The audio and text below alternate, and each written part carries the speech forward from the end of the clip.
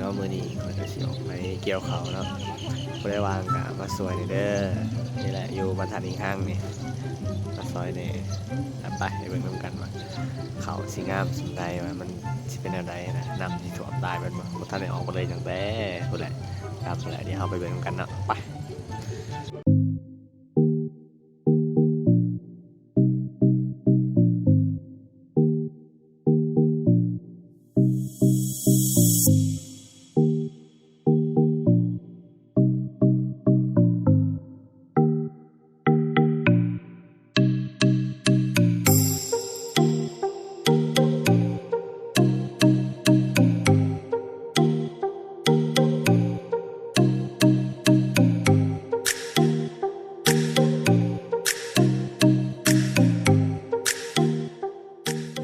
เขาบอกว่าจะตายไปแล้ว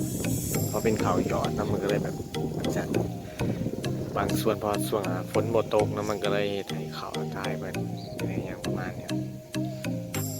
เบิ่งสภาพ